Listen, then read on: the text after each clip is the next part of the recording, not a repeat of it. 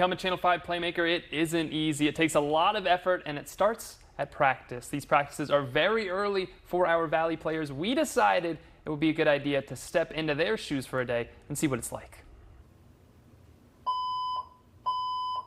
Early mornings in August. For some, these are the final days to sleep in before summer comes to an end. For others, they're some of the earliest wake-up calls they'll have in their lives. All in preparation for football season. This August, we took a day to step into their shoes by joining one of our high school teams for an AM practice. It is currently just after 5 a.m. That was our wake-up time to head over to Port Isabel, working on about 5 hours or so total of sleep. That's the case for many high school athletes as well, according to research done by the National Sleep Federation. Less than 2 out of 10 teens report getting the recommended 8 to 10 hours of sleep every night. So we're going to see when we get out to training how many players actually got that much sleep last night. Upon our arrival, it's time to head into the locker room, get geared up, and talk to Coach before practice starts.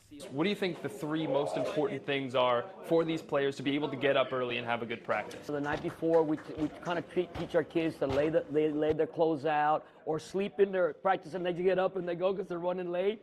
And the big thing is hydration. Maybe eat a little breakfast, just a little something. A lot of these kids work late till 1, 2 o'clock, so it's extra hard.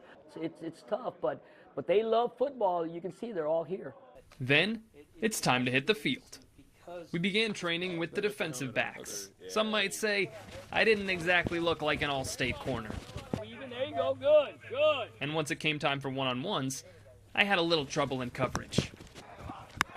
Dang, I got burnt. I'm getting burnt on these.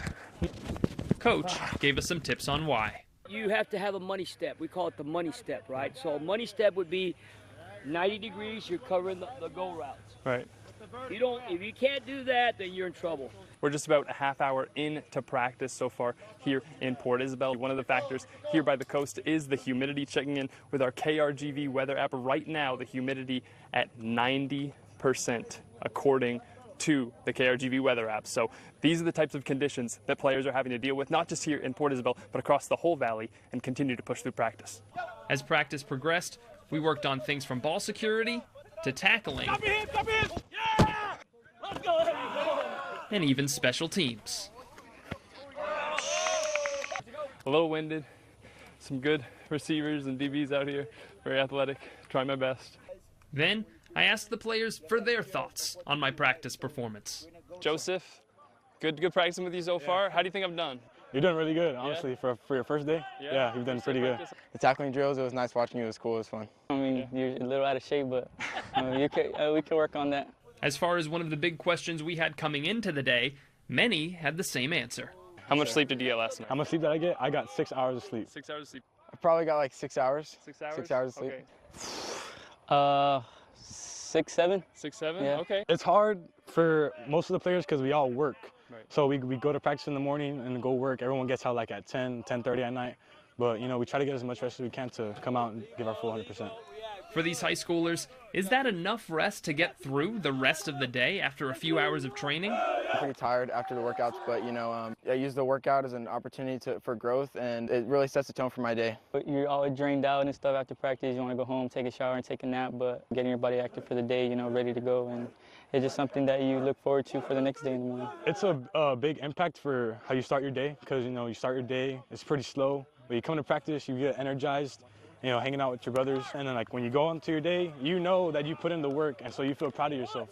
Finally, it was time to break the good news to Coach Vietiel. I think a lot of these players have me beat out here a lot, so I think I'll stick to my day job for now. Okay, that's all right. That's fine. Well, thank you again, Coach Vietiel, for having us out. We really appreciate it. Yeah. Day in the life of a high school football player here in the Valley and seeing what training is like. I think we got a good look inside of what these players really have to do every single day. Yes. Thank you for being here. We appreciate that. And here I am after practice.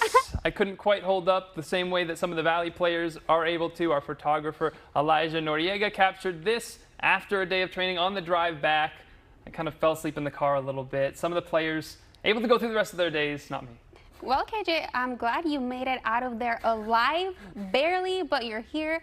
Thank you for being here, KJ. I'll leave the playmaking to the playmakers on the field. Yeah, in the I would Valley. agree with you on that I one. think that's the best Leave idea. it to them.